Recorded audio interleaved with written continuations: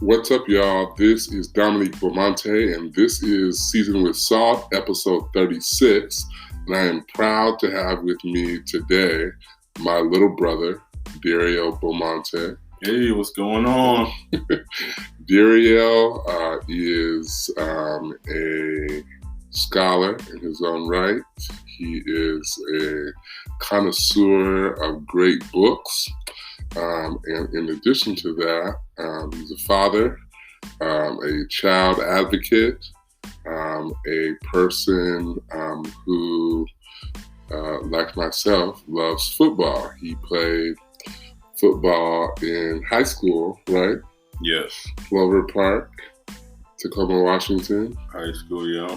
Okay. And then he went on to college. Where did you go to college? Eastern Washington University. And played the football. Mighty Flying Eagles. You can't move back. And he tell me about your career at Eastern. My career at Eastern. So you want the nutshell version, or you want like the extended version? The nutshell version. The nutshell version. Sure. Nutshell version. Walked on. Invited walk on. Mm-hmm. Did the whole the scout team thing, was the guinea pig, did all that, earned my way on to eventually earning a full ride scholarship, and did it that route and became a captain and all that sort of thing. So that's the nutshell version. We did win a national championship, so I can never go without saying that. Yeah. A tremendous college career. As an athlete and scholar, and certainly proud of him, proud that he is my brother. I thought that it would be cool to have him talk today because there is a great divide in amongst our country when it comes to race and racial reconciliation. And one of the things that's abundantly clear is that sports is at the center of these discussions. So I asked him to join me today. We're going to talk a little bit about sports, and I'm glad you came. So yeah, we're getting ready to get right into it.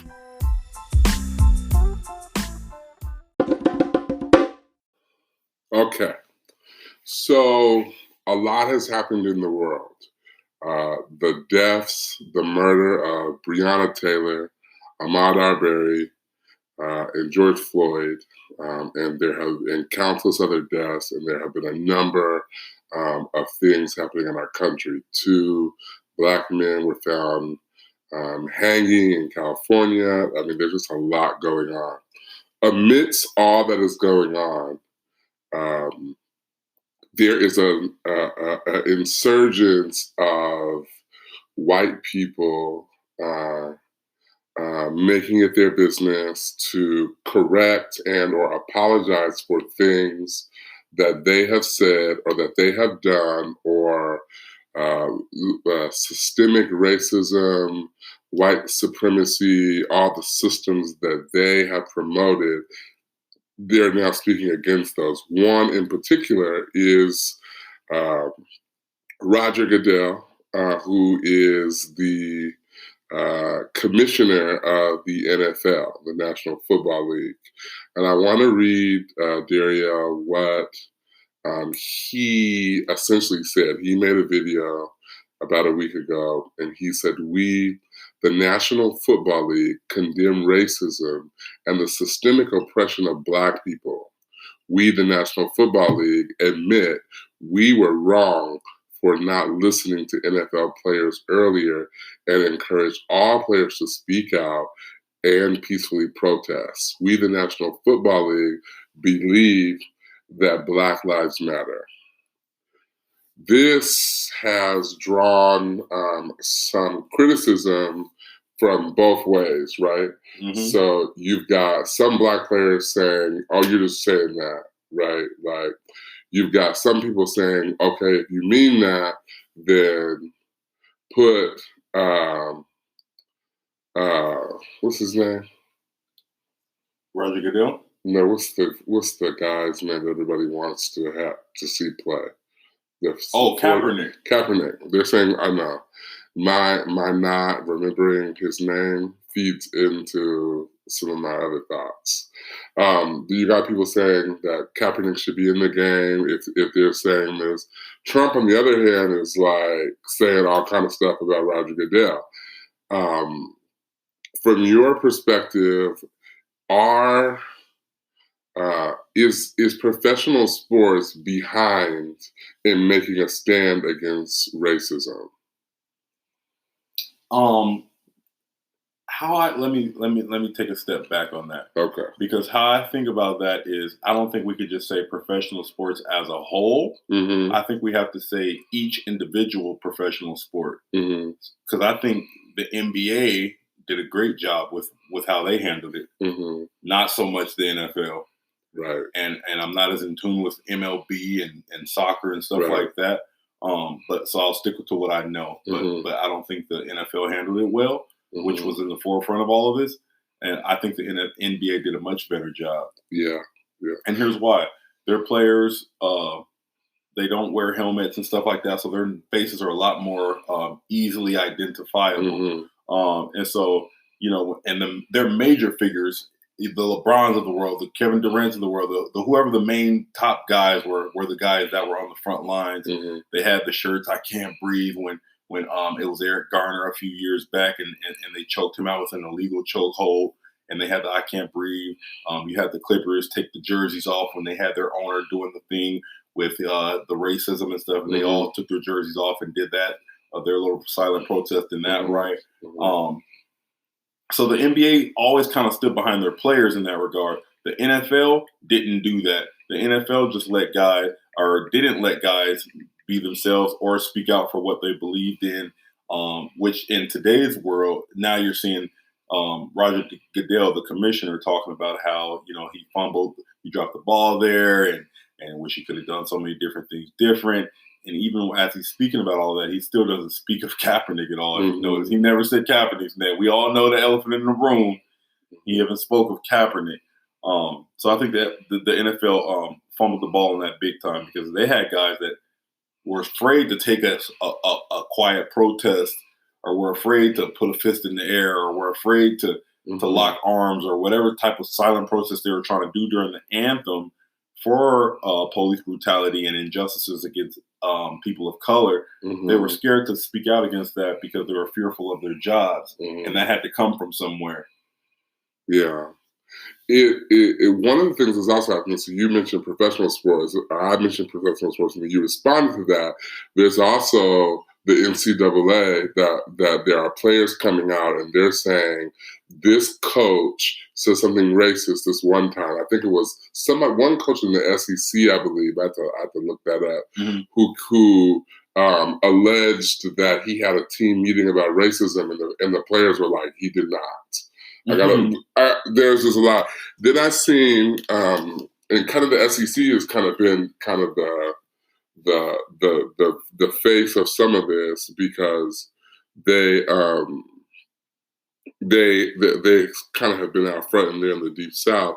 But I noticed the other day that the NCAA was saying that they want to take the day off on Juneteenth, but they said that they wanted to take the day off on Election Day because they wanted to make sure that all Black athletes were registered to vote and participated in voting. So there is this sort of attention being given to like inequities in professional sports, and you have like these people like Roger Goodell who are saying Black Lives Matter and that they were wrong and that people should have always been able to protest freely. But, if the question is like, is it athletes' job? Like, should they be taking the time to become activists? And how far should that go? Is it like, should we expect for everybody else? So last week, I'll give you an example. Laura Ingraham, she's that chick from Fox News that said, "Shut up and dribble." She said, "Shut up and dribble." Yeah. She told LeBron to shut up and dribble. She was at that time defending what's his boy from the quarterback from the Saints, Breeze, who initially said that he did not support anybody disrespecting the flag. He pulled that back so fast. He pulled that back real fast because what he realized is that it was an insensitive time, and he represents a team that is like largely African American, and he represents a city that is largely African American. And so he released the statement being like, but it was LeBron James who was like, dude, nah, unacceptable. And like there are less players in the NBA, and maybe they have more privilege than NFL players. But I guess I wonder, like, how much of a responsibility do players have in like speaking up when this stuff happens? I think they play a huge role. Mm-hmm. Now you got the commentators of the world that's going to say shut up and dribble because that's what you get millions to do is dribble the ball and dunk and all that. But the platform they are given is so much bigger than just that. Mm-hmm. They're standing in the shadows of guys like Muhammad Ali. You know what I mean, and Kareem Abdul-Jabbar and guys that stood for something and guys that kind of paved the way on injustices happening and speaking out and being more than just an athlete, using your platform to elevate the cause and speak out on things on a larger scale. I just feel like they have a moral obligation. Do they have to? No. You could shut up and play ball, and a lot of people won't fault you for that. But the top guys, the LeBrons of the world, the top football players, the Mahomes of the world, the Deshaun Watson, Russell Wilson, all the top athletes, we're leaning on you now. Because when it was Ali, when Ali was the forefront of sports, he did what he had to do. He spoke the truth. He laid it out there, and he did it for the people. And in the prime of his career, he made a decision that before I go and fight for a country that's not even giving me equality, I'll sit in a jail cell before I do that. That's about as bold of a proclamation you could ever make. In the prime of his career, he wasn't old or washed up, none of that. In the prime of his career, that's where he stood on that. So I think all these new guys, LeBron and everybody else that falls under that, are in the shadow or in the footsteps coming up of guys like Ali, guys like Kareem Abdul-Jabbar, that did this thing and did it for real. Jim Brown, all these guys that were activists. So just because you're an athlete, just because I was given God-given ability, doesn't mean that I don't have an opinion on something. Doesn't mean that I'm not still a black man. And that's just kind of that. Yeah. I mean, I think that like one of the challenges with being a professional athlete is that in a lot of areas or sports where white people play very dominant roles, like they get to choose who they want to be and how they want to show up. Like they pick their agents, they pick the companies that they represent. They have a very strong voice. The problem with Black people is that we have been told what we can say and what we can't say. And because we have been told what we can say and what we can't say, like we've been told, well, if you want to keep this contract, shut up and play. Like this idea of like shutting up and dribbling is not like founded by Laura Ingraham. It's the mindset of a lot of different people. It's been the mindset of the NCAA, right? Because there are players like these players like yourself, like a lot of D1 players, like you work out, you do workouts, your entire life is transformed in order to help make money for these institutions, right? Now when we're talking about pretty much reparations for athletes and them having the ability to make money off their own ability, like a lot of people have something to say. They're like, well, why should they have to? Their scholarship is their pay. Well, that would be cool if the head coach like wasn't getting a salary and a bonus. Right. Off of their talent and what they do. Right. And so, like, players really have the opportunity to advocate for themselves.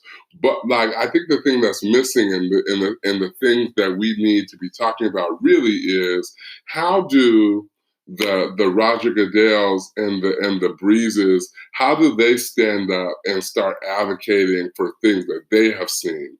Because asking us to continue to fight our own battle is one thing, but like there are people who see the inequities, especially in sports and athletics. They know that there are inequities that exist and they ignore them, right? And so, like, what do we need white athletes to do?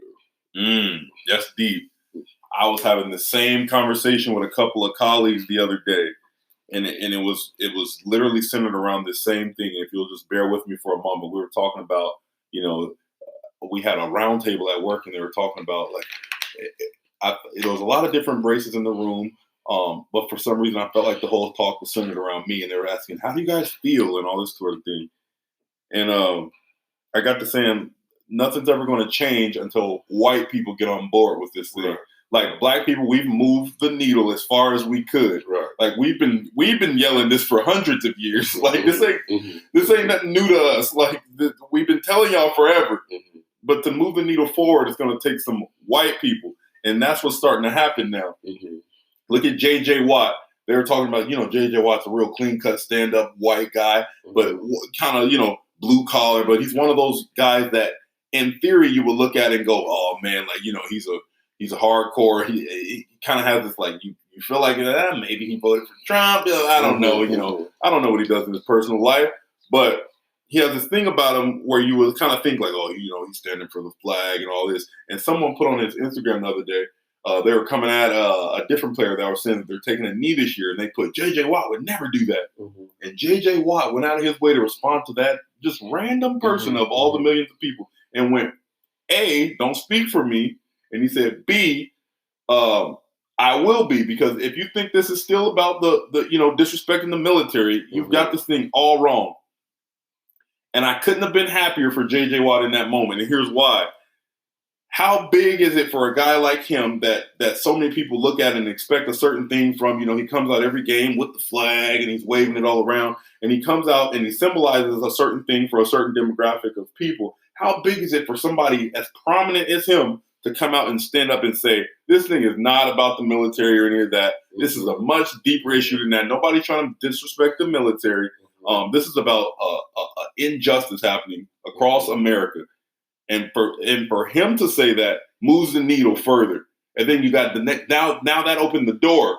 So then the next guy came out. Then Baker Mayfield came out, prominent number 1 overall pick quarterback, white guy, came out and said, "Hey man, pull your head out your behind." And he didn't use those words. He used a 3-letter word. He said, "Pull your head out your behind. It's not about the military. It's not about disrespecting the police or anything like that. This is about social injustices happening to black people." And that's the thing that's going to move this forward, because they can reach audiences that me and you can never reach just off the mere fact of I look like how I look and you look like how you look. But they reach a whole demographic of people. That's what moves the needle forward. Yeah, I agree with that. And I think, like, just in general, like, I appreciate the white people that have stepped up to buy the Black Lives Matter t-shirts and to come to the marches and to say, when George Floyd cried mama, all mamas were summoned. And I appreciate the visual attempts to create unity.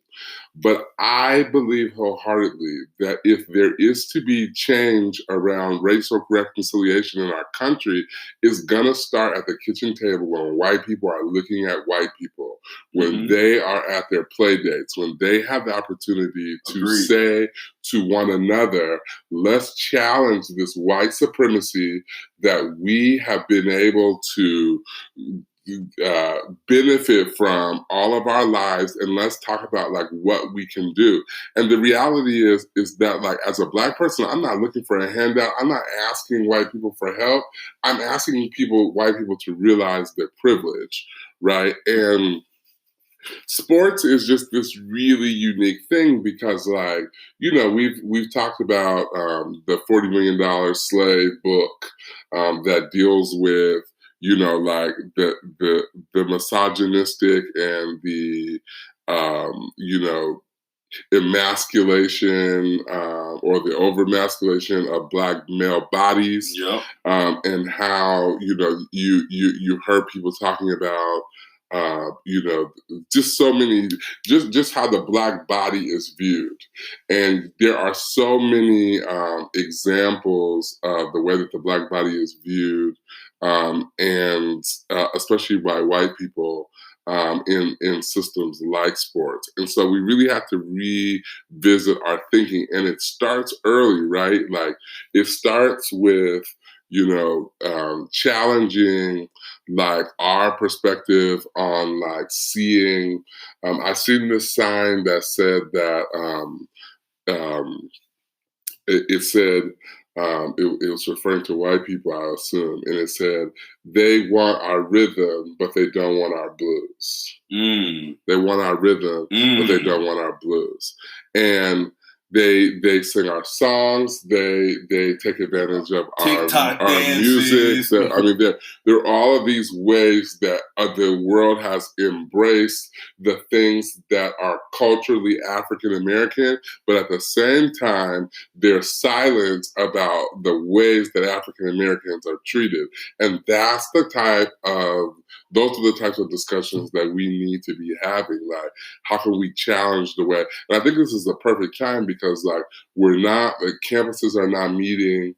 Campuses are not going to have class in session in the fall like they've had before.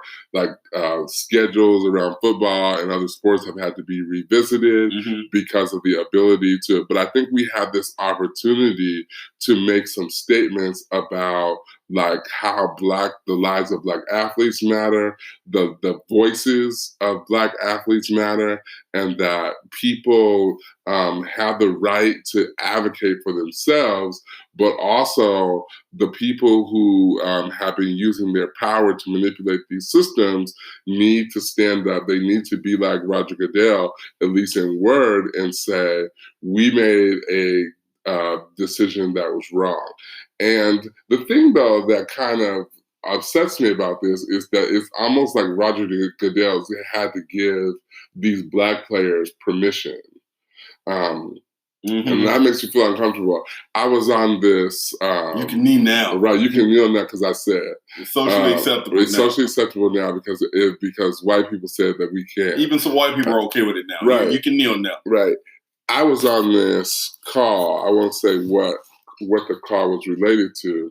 And on the call, there was a white person facilitating the call. It was around some of the stuff that's happening in our country. And the person said, this white person with a lot of power, they said that it's time for us as white people to step back and allow Black voices to rise to the surface. And they started talking about, but the thing that like really caught me off guard was she said, we need to lead, we need to like kind of like manipulate systems from the end and let the Black voices be heard. And I thought to myself, like, no, I think that we need to be thinking about how we got this far with these systems that are predominantly African American, with no leadership that's African American on boards of directors, in C-suites, in executive suites. How do we get that far? And the same is for sports. Like, what is it that we're doing in these systems that means that you can play college football for 4 years, in NFL for 5 to 10 years, and then graduate from these systems and not be eligible or not have some type of skill set that would elevate you to being a head coach of a football team. Right. Like, why is it that, like, and then let's even look beyond that. Like, where are the Black general managers? Where are the Black owners of teams? And we have to be thinking about this diversity, because a lot of the times, like, this revolution had to change the mind of Roger Goodell, right? But I want us to think about what all of this would look like if the spaces where Roger Goodell goes to get advice about the decisions that he makes, if those tables, those boardroom tables, were full of diverse people, former players, Right. African Americans, men who and women who Some coach type and of care. diversity. What if those spaces were filled with diverse people who were not just, there to be because they have money, right? Because the reality is that like people with money like are in these. That's why I appreciate some of these some of the white people that are removing themselves from these boards of directors and making space for Black people and people of color, because people get on these boards because they have money in it, because they have wealth. Well, you gained that wealth because you had a head start, right? Like, and so since you have a head start, you have all this influence. So you have somebody with a physical ability, and then you have somebody with money, and the people with money have more influence than the people with physical ability, and then that just system just grows and perpetuates over time. Brother, can I interject? You can. Can you and I need you to say what we were talking about earlier. I need you to tell the story or the excerpt or whatever that your friend said to you. And I think that like there's not a more perfect way to put it, because sometimes I'll be sitting with my white, some of my white, my friends, teammates from college or colleagues at work, and I'll be trying to explain this thing, and I'll never just quite have the perfect words to make it make sense in their mind. Mm-hmm. Can you explain when you were talking about earlier when your buddy in the house and all that? Oh, I had read this meme. One of my fraternity brothers posted this kind of meme-ish or a quote from somebody where they were saying that when they went to buy a house, that their lender was like, hey, like, can't you get your down payment from a family member? Because most first-time home buyers, they get their down payments from family members up to $50,000 to $100,000. And the response to that lender was essentially your white folks got a 400-year advance on the ability to provide these types of things, whereas we haven't gotten this. And our context is very interesting. My brother and I, I was telling him about just not only are we African American, but we grew up in the foster care system. And it's not that we were less loved or anything like that. That's not, this podcast is not about that today.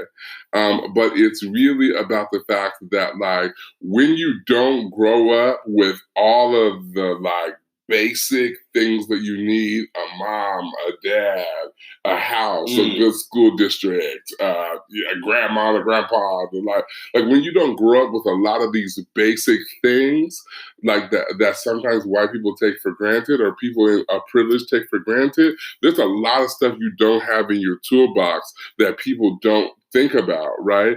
And so when I'm talking to people and there's the like, tell one thing about yourself that like nobody will know. And I say, well, I didn't learn how to drive until I was 25 years old. Like people will be like, how could that happen? How could that be? And it's like, that wasn't on my radar. Driving wasn't on my radar because I was focused solely on surviving. Like my sole purpose in life, like there's so many things that I did not have because I didn't know how to access. I didn't know where to start. I had to depend on a lot of people to get stuff, and there were some things that I hadn't even experienced until my late 20s because I just didn't have the privilege of being able to experience them or even know how to go after those things early, right? And so I have a lot like most African Americans, like we've got a late start, and really this conversation has to go back to how we got to this country, like how we got to this, like how we got to this space, and ultimately around like reparations, and not even like cut us a check,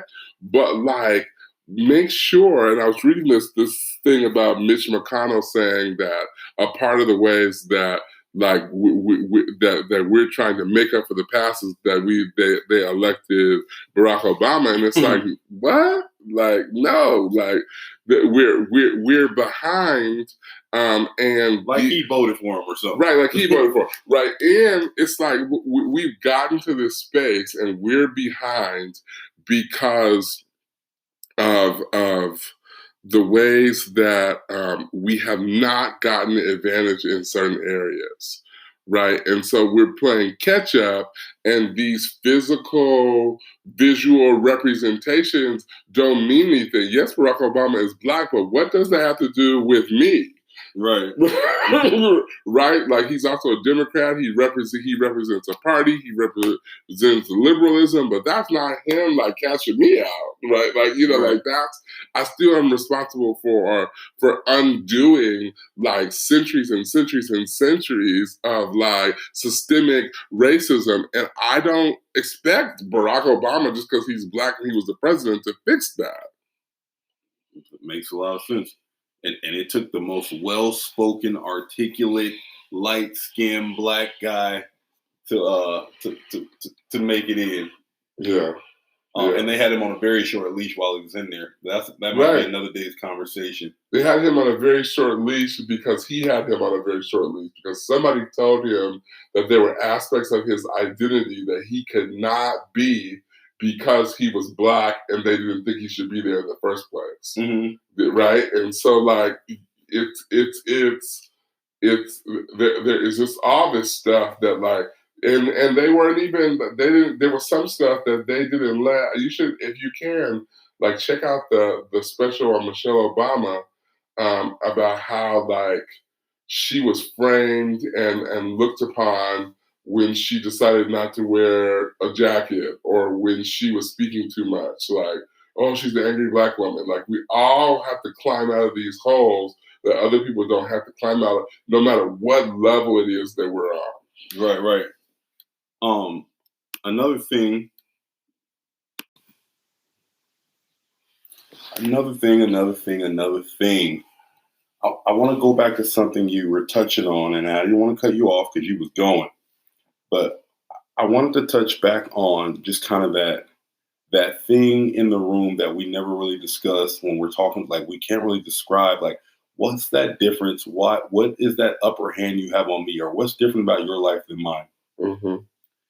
Take, for example, when I came home from college, and all of my white brethren, mm-hmm. they took off and went to Europe and traveled with a backpack for 2 and 3 months. Mm-hmm. Mm-hmm. And I was so confused, and it looked like they were having a great time, and they were posting pictures every day, and it was looking good. And I'm at home, and I'm busting my butt, and I'm struggling, and I'm living on friends' couches, and I'm just trying to make it work. Mm-hmm. And in the back of my mind the whole time, I'm like, how in the hell can they afford to do that? Mm-hmm. And I'm like, how can you just stop life for 2-3 months and just go and do that? Right. And I had the nerve enough one day to ask one of my friends that I was close enough with, mm-hmm. man, you just took 3 months off from life mm-hmm. with a smile on your face. How did you do that? Mm-hmm. And he's talking about, different situations that his family had set up for him, or when his grandparents passed away and they had money in trust funds that he couldn't touch till he was 26 or 28, and all these different things, stocks, bonds, and just all these different things that were set up for them. I got a ton of graduation money. I got a few $1,000s. And I'm like, what? Mm-hmm. We get offering at church. Some old lady at church might put $10 in your hand. Right. But it's just different. Like, yeah. And it's just like, dang, like, for real? It was just mind blowing to me. Right, and I think we have to think about that too. Like, like the $10 that the old lady at church put in your hand. Like, what does that $10 represent to her? It represents her SSI check. Yeah, it represents something that she had to save over a long period of time. It was important to her. It was something that she valued, because it took her a while. Whereas, like, you have people that are, like, still benefiting from money that was generated because of their access and their use of slaves.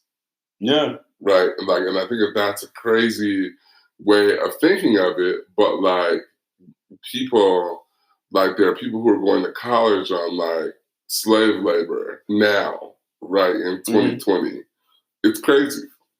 Yeah, because it's off of a name and things like that. And it's off of, if we want to start digging into this just a little bit, when you go back to that time, it was all about who owned land. Right. So there was white people that were looked at as less than because they didn't own land. Uh-huh.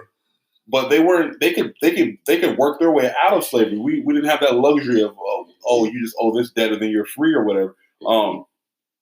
And so it was all about if you own land or not. And where would we get land from? We didn't know how to read. We didn't know anything. Right. So how would we know how to accumulate some land? Right. And that was the only thing you were judged off of at that time. Mm-hmm. Yeah, there's so many inequities that are still manifesting, and a part of the manifestation is like very interesting because like it really causes you to look at looting a different way, right? Mm-hmm. I've seen a man like that allegedly was looting, and he had like some diapers and baby wipes in his hand and a car seat. Mm-hmm. Essential type things because of the way that the system is set up. And I know that they would have it to look like Black people are out looting TVs and stuff, mm-hmm. but the reality is that we're having to catch up, right? And speaking of catch up, did you see the 8 demands that are out there around the what folks are asking for with regard to reform? I want to read those in our closing, but the 8 demands: ban the use of chokeholds and strangleholds. Easy. 2, mandatory de-escalation training. Easy. Require police to give verbal warning before use of deadly force. Interesting. Require what does that look like? That's like, I'm finna choke you. I'm about to shoot you. Get ready. Right, get ready. Require that all forms of nonviolent and less lethal force are used before having to use a gun.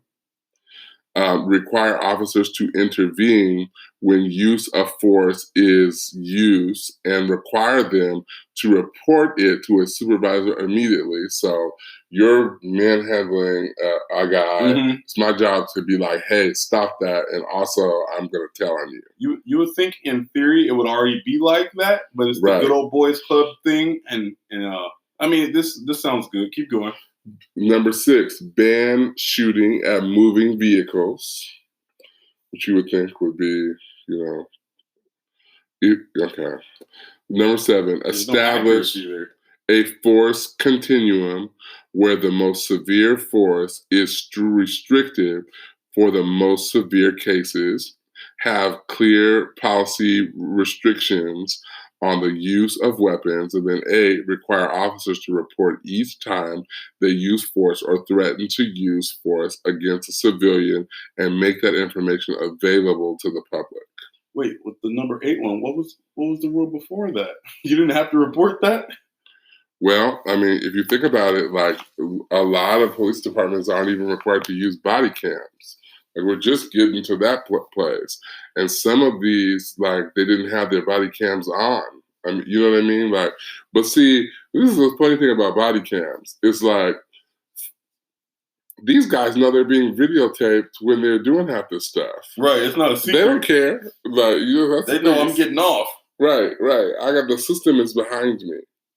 Right. And so some of these demands are very interesting because they're asking people to do things that are, I mean, if they could, well, they're just some really interesting demands just based on the people that are being asked to do them, right? Mm-hmm. So at this point, like, we're talking about what we want, like, and let's start with Breonna Taylor. Like, what do we want with Breonna Taylor? Convictions, for sure. Some guys got to go to jail. Somebody's got to go to jail. They got to lose their job. They can't be on administrative leave. Can't be paid administrative leave. Vacay. Nope, you got to lose your job. You got to go to jail. That woman was in her bed asleep. Her husband opened fire on some guys that came in with a warrant, dressed in regular clothing, didn't announce themselves or nothing. You just come into their house. He's letting off. Right. Like most of us would. Right. This is right. It wasn't an illegal firearm or anything like that. Everything was within the rights. So we need the NRA. We need everybody standing up for this. Not going to happen, but you know what I mean? Like, they did nothing against the law. Like, and she's in her bed asleep, and now she's dead. Right. The people that they're looking for had already been captured by policemen already earlier in the day. Even the reason why they were even using that, the reason that they're going to Breonna Taylor's house is because they said that her car has shown up at somebody else's house where that may have been doing drugs, or that she may have received a package at her house, just something that wouldn't equate to even touching somebody. No. Right? Like, I mean, let alone like entering into their home at 1 a.m. Like, you know, like, I mean, it's just crazy to me. Plain clothes, not identifying yourself. Right. And shooting the woman in 22 shots, 8 of them, which like found Breonna Taylor, and there is no justice. It's crazy still. Right. And we see laws changing. We see people like, you know, moving in the name of George Floyd, but we really need to see justice in these other areas. If one thing that people can do, take the time to watch the hearings associated with the murder of Ahmaud Arbery. They are shocking, right? Like, to hear these police departments like giving their take on how this stuff happened. And there is no like, he did this, and then one of there was one question about like, well, why did he just run away? Well, after he was shot, he chose to fight. Like, but there are a lot of, it's kind of like the whole George Zimmerman thing, where he should have just went home. Well, you know, that again is an example That's a white privilege thing. It's a white privilege thing. It's where people have higher expectations for Black people than they have for themselves, right? So they know what, and look at George Zimmerman. He's signing Skittles in 2020, right? Like, and we're talking about what Trayvon Martin should have done. By the way, his mother is running for public office, so down there in Florida, look her up and support her if you can. But like, so we need justice. We need justice for these people, but we also need like change in our government and in our systems. We need to vote Donald Trump out of office, and everybody who supports him needs to be out of office, because it is no longer acceptable to walk in this spirit of racism and white supremacy with no accountability. And absolutely, you cannot say Black Lives Matter and be talking about the clear and just intentional disregard for Black life and the life of people of color that comes from the White House in general. Like, this man was going to go to the place where Black Wall Street was burned down and have a campaign speech. Somebody had to tell him, I don't think you should do that on Juneteenth. Just not good timing. Like, maybe, like, and I don't even know. I think he knew what he was doing. Right. And somebody was like, dude, like, and so other people have forgiven him for that. We have not. We have not. So, I mean, there's going to be a lot of talk about where do we go from here. Our stance is, where do y'all go from here? Because we just going to keep doing what we've been doing. Like, we're going to say more, but we ain't going to say nothing different from what we've been saying. Right? Like, because, you know, if we have to use whatever privilege we have to advocate for ourselves and others, but we have to be cognizant of the fact that there are people with more privilege that need to be saying more. Yeah. Yeah. It brings it back to what I was saying in the beginning. Black people have moved the needle, I think, about as far as they could. We've been yelling it from the rooftop. This isn't new to us. Right. Like Will Smith was saying, racism isn't new. It's just being filmed. Right. All this stuff isn't new. It's just being filmed now. And Black people all got this look on their face like, I told you so. And it's like white people are just getting on board with that. All these companies are just, you know, making all these new rules and laws and stuff that govern to Black people, but not like in some special way, just to give them their equal and just due. And it's like you would think Black people just now popped up on the scene or something. Right. Like we've been around forever. Like it's funny, but I do believe that justice is on the horizon, and I pray for that every day. And I believe that it's on the horizon because I believe in God, and I believe He's a God of justice. And I'm just hoping that people will do the right thing in whatever opportunity or realm for which they have influence. Do you have any closing remarks, brother? Closing remarks for me. First of all, I'm ever so grateful and thankful that you had me on your podcast today. I'm a listener every time you come out with a new one. So I'm going to be tuning in just to see what my own voice even sounds like. Sometimes we always sound a little different than what we think we sound like. So I'm really grateful that you had me on here today.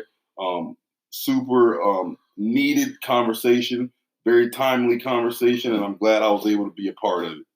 Cool times. Thank you so much, and let's do it again. Again, we want to thank you for joining Season with Salt, episode 36. And I want to encourage you to share this. If you want to check out some of my other podcasts, you can go to my website. It's my full name, DominiqueBeaumonte.com. This podcast is available on pretty much every podcast platform that you might enjoy.